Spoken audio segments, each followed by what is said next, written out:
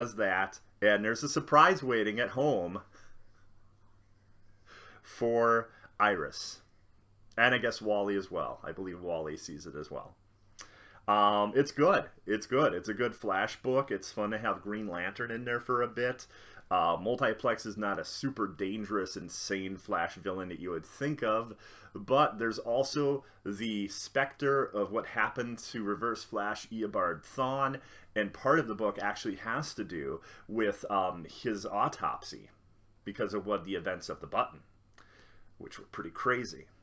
So yeah, Flash 23 is pretty awesome. Okay, everybody, that takes us through 2 of the books. Again, we are looking at 4 today, so we're going to get to that next book in just a moment. Anyone have any questions at all on any of these books, or comic books at all right now? Feel free to ask.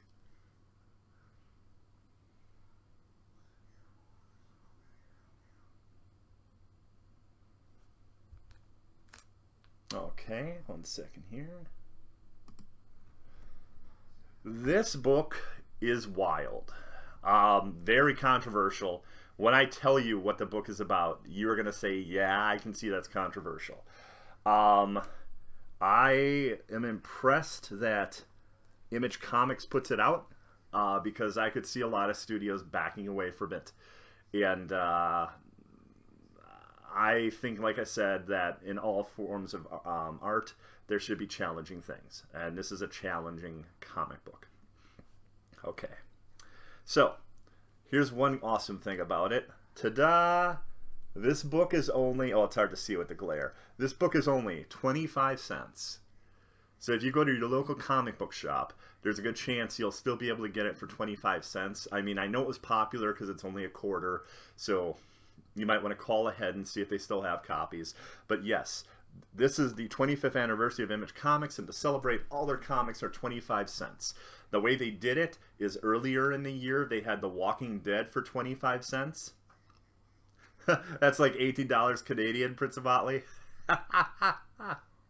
Probably more like $1, I'm guessing. 75 cents, maybe? $18. It's not $18. Anyway, so yeah, I mean, you can get it for it's a quarter. That's just how much it is, because every single book at some point during the year will have one time where it comes out at only a quarter. Spawn will be a quarter. Walking Dead has already been a quarter. But yeah, it's once. It's not like every time the book comes out it's a quarter. They'd be losing tons of money. But this was the time for Saga to be a quarter. Let's get into Saga, everybody. There's a man named Brian K. Vaughan. He worked for DC in a company called Vertigo, which is their off-print for like really bizarre or very kind of adult books that weren't really superhero heavy. Although some did have superheroes, such as Sandman. Superheroes did show up every now and then in that book. Anyway, all I can gather, because this is issue 43, okay? So 43. So I know Brian K. Vaughan's a great writer, and so I'm sorry, where I was headed at with Vertigo was this. He had a book called Why the Last Man, named Yorick. Off to meeting not fast enough? Well, sorry, Prince. I hope you have a good meeting, though. Thanks for very much for coming by. Thank you. So Why the Last Man is basically about a man named Yorick. And Yorick is the last man on Earth. And it's a pretty fascinating book, because you have a sect of militant lesbians that want him dead. You have heterosexual women that want him for breeding. You have a shadow organization that also wants him dead. It's a pretty awesome book. I've read the first 3 trades of it, and there was nothing quite like it. Anyway, he goes one step crazier with this one, with controversy. Basically, the entire issue is this woman trying to get an abortion. So she actually goes to a place on a planet called Abortion Town. And she's in her 3rd trimester. So they deny her.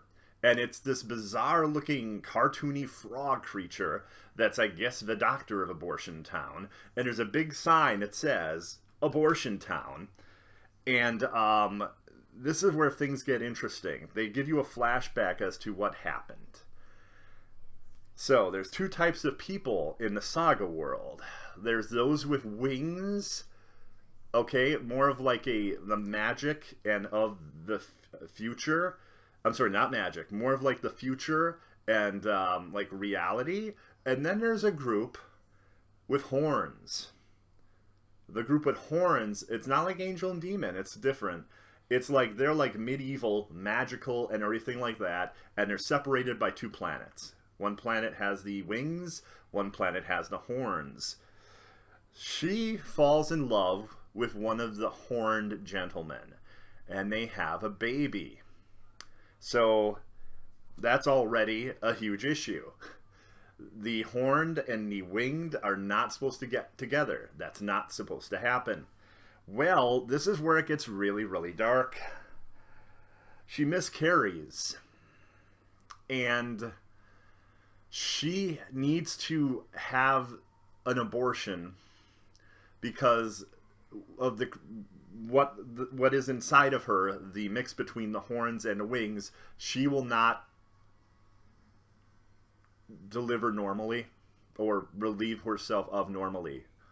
So basically, it's pretty insane. They're trying to go on this quest because if anyone finds out what's inside of her, both her and her, I believe, husband, not boyfriend, will be killed. And it's insane taboo as to what happened. So that's as much as I can put together from 43. Now, I don't think all 43 issues have been about that quest. I think that might have been the last story arc based on the way they were telling their story. But it's a hell of a book. It's very controversial, as you can tell. It's, wow, very different, very, very interesting. Now, like I said, it was only 25 cents. So that's Saga issue 43. Now, this is what was actually requested from Comicus last week, actually. People are able to make requests, and I can't always guarantee it's going to happen, but I do my best to see what we can do about requests. Deadpool 31. So, you find out at the very beginning of Deadpool 31, this takes place before Secret Empire 0 and the entire Secret Empire series. So, Captain America contacts his buddy, Deadpool, and says, "Hey, Deadpool, I need you to do me a favor." And Deadpool goes out and he says, "Well, I have to do a mission." And there's this fun moment where he goes and meets one of the agents at a outdoor cookout, and basically gets information as to where his quarry is that he wants to hunt down and kill. Because that's usually what Deadpool does. He's pretty much an assassin. The person he's sent to kill is Agent Philip Coulson from the actual Marvel Cinematic Universe, as well as Marvel Agents of S.H.I.E.L.D. And it's this interesting and funny game of cat and mouse between Coulson and Deadpool, wherein Lola gets completely destroyed. And then you find out a little bit later on that Captain America gave the order to kill Philip Coulson.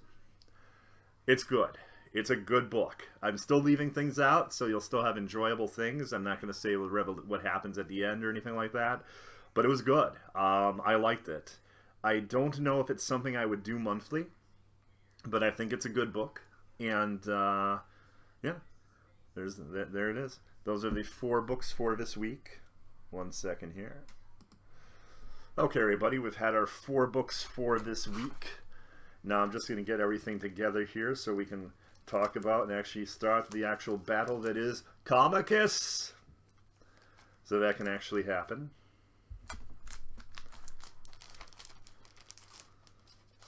Give me 1 second. We're just getting them in a nice order. That's something I really can't do ahead of time because I want to have a different order for you to see the books as I mention them, and then when we come back, another order, so it's not the same, not so samey. Okay, everybody. Well, that was a foolish mistake. I'm sorry about that. I did that not last week, but the week before, too. Okay. Anyway, There was a power or brownout last 2 weeks ago. That was pretty rough. So luckily, this will go off without as many hitches. Sure to be 1 or 2 hitches, but not as many. Okay, so here we go with Flash Rebirth. It was a fun story. I enjoyed the camaraderie, of course, between Flash and Green Lantern. And it's awesome that they kept the entire specter of Eobard Thawne and the events of the Button in the background, heavily weighing on Barry Allen's mind and conscience. It was very good. I liked it quite a bit. However,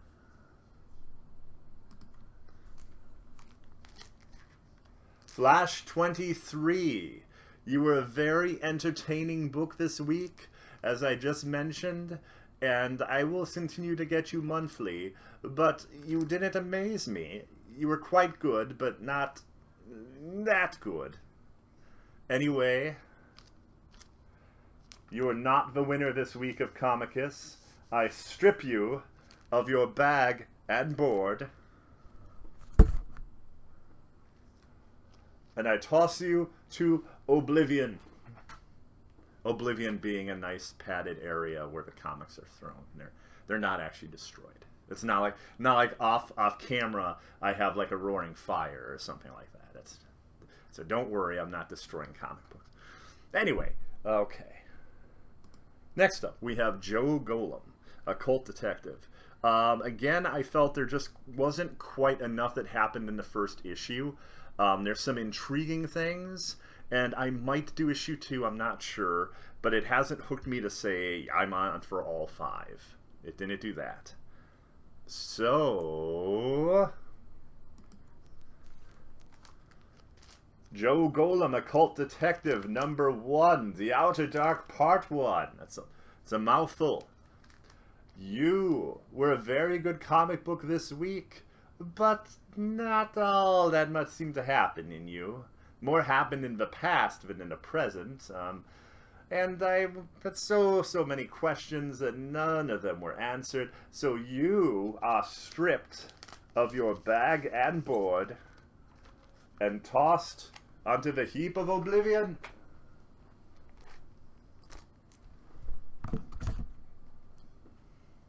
Okay, everybody. Saga. No. Okay, so Deadpool 31. It was good. I liked the story. I was surprised that they were going to have him go and actually attempt to kill someone so high profile as Phil Coulson, and I enjoyed the art. And oh, but by the way, I will say real quick too, Joe Golem actually did have really good art. The faces were pretty astounding at times, so the art's very good. It does at least have that. As as it was a good book, it just didn't really zing, I guess you could say. Some books do. Black Hammer 1 zinged. Okay. Anyway, let's go back to Deadpool. Yeah, it was good, and it was fun seeing Deadpool having fun, and there's those fun moments that only Deadpool can have in a comic book. Characters try to be as psycho and wacky as he is, but, like, most of them just don't succeed, I gotta say that Deadpool usually does. However, Deadpool 31... you were entertaining and quite humorous. However, you are not the winner of Comicus this week, and you are stripped of your bag and board and tossed onto the fires of Olympus. Again, there's no actual flames there. I just trying to be dramatic. Yeah. That brings us to Saga 43. Saga 43, what can I say? Challenging, bizarre, extremely bizarre, even for Brian K. Vaughan. Memorable, I'm going to remember it. only 25 cents, so you can easily get a copy and see what you think of it if you want to. And